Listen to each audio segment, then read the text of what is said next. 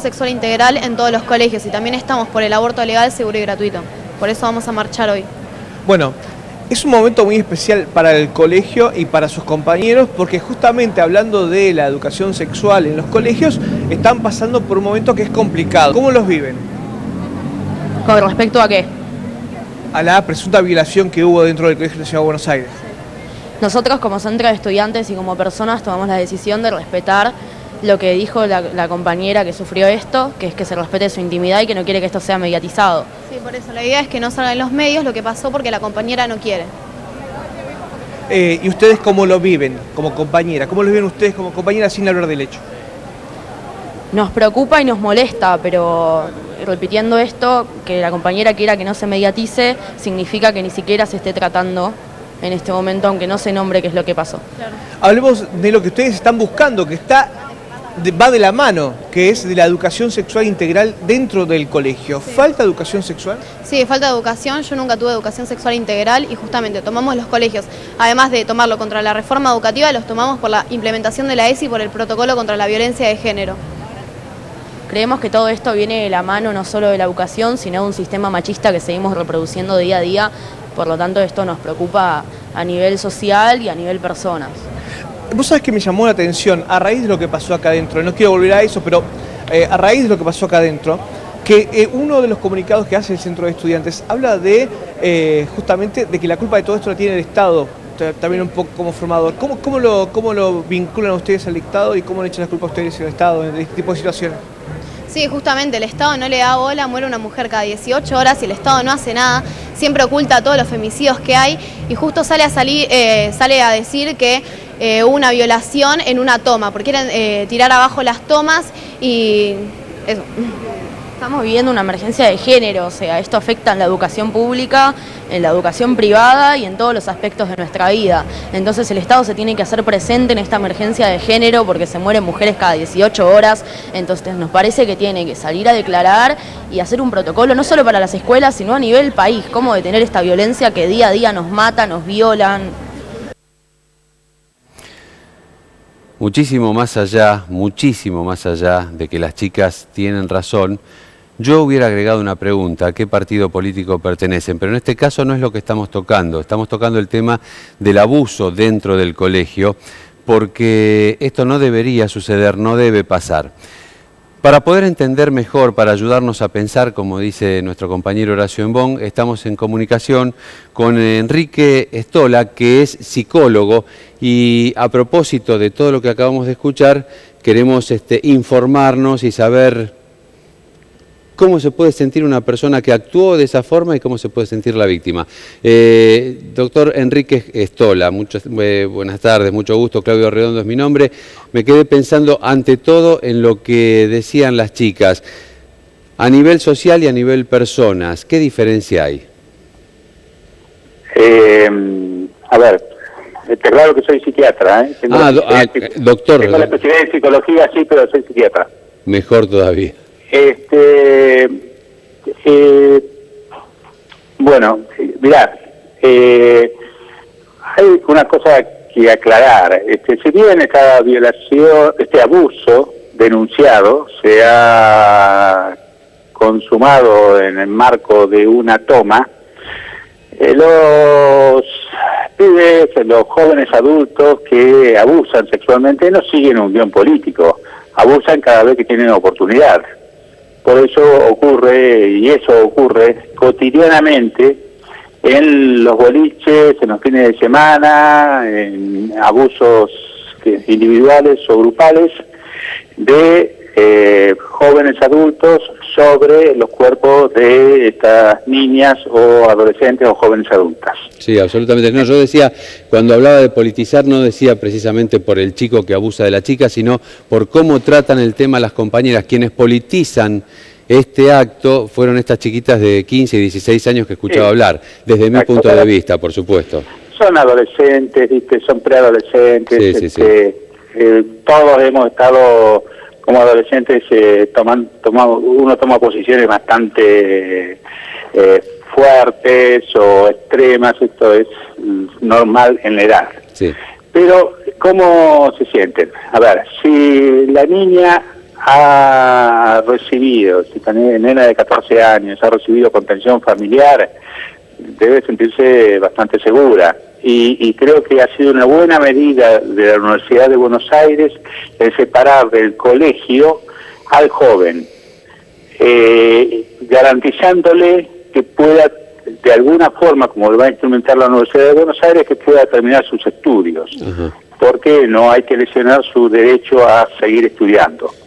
Pero lo cierto es que no puede continuar en el mismo ámbito, exista o no denuncia judicial, hasta que se aclare esta situación, porque continuar en el mismo ámbito implica para quien ha denunciado revivir situaciones que son muy terribles, ¿no?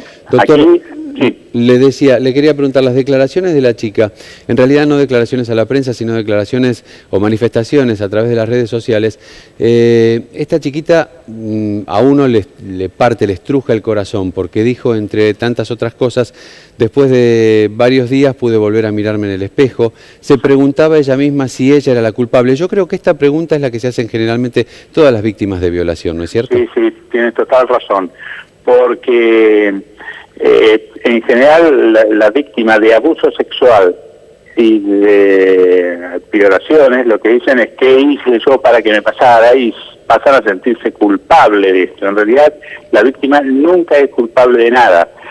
Generalmente cuando hay una buena contención familiar y hay psicólogas que actúan ahí y dan la información adecuada para comprender lo que están pasando, entonces estas chicas suelen salir de esta situación.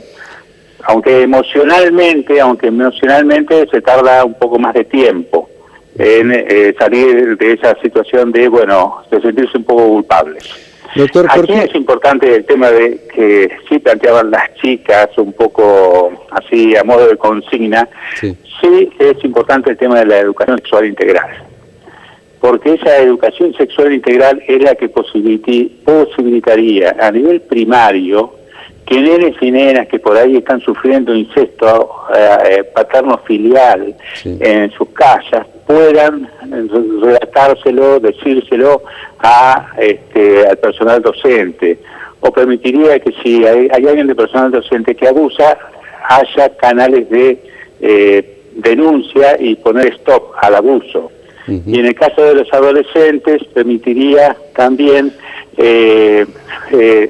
facilitar que no haya embarazos no deseados en la adolescencia. Es muy importante la educación.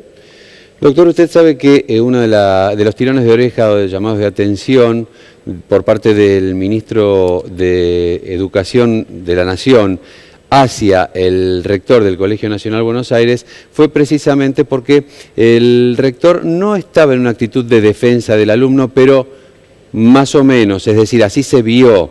En cuanto a protegerlo, pasaron 20 días, veamos qué pasa, y terminó diciendo que no se podía actuar sobre el alumno si no mediaba una denuncia por parte de la víctima o por parte de los padres de la víctima, porque en este caso es una menor de 14 años. Pregunto, esa denuncia no existe, y la pregunta es concretamente, ¿no existe porque el denunciar dañaría más la salud psíquica de la chiquita?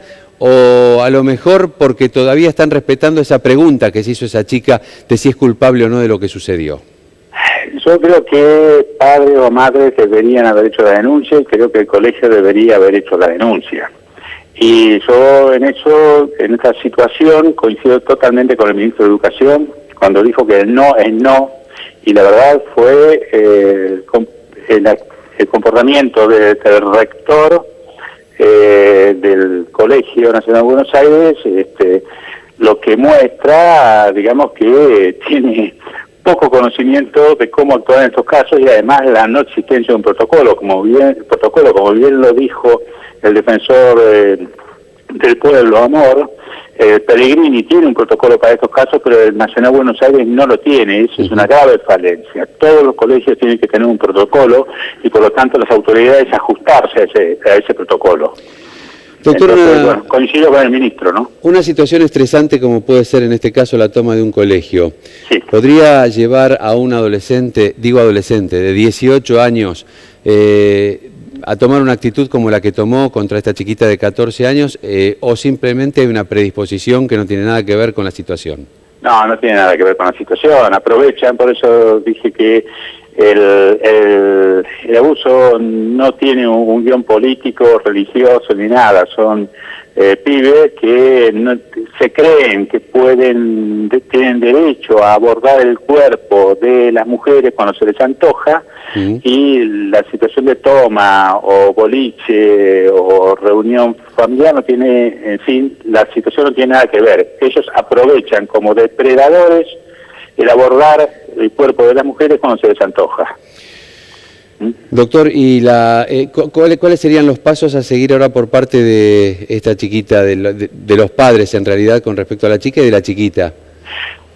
Por un lado, yo creo que la denuncia debe hacerse, pero bueno, eso lo deciden los padres porque es menor.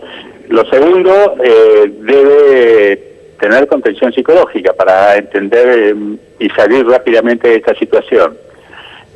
Lo mismo en el caso del estudiante acusado, debe tener contención psicológica y sesiones de psicoeducación, porque hay que educarlo y hacerle entender de que no tiene ningún derecho a abordar el cuerpo de las mujeres cuando el no es no y se acabó.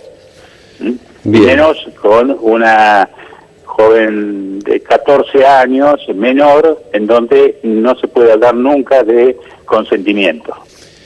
Bueno, doctor, muchísimas gracias por sus palabras y seguramente, como le decimos a todas las personas con las que abordamos temas que nos interesan, probablemente volveremos a contactarlo para tocar nuevamente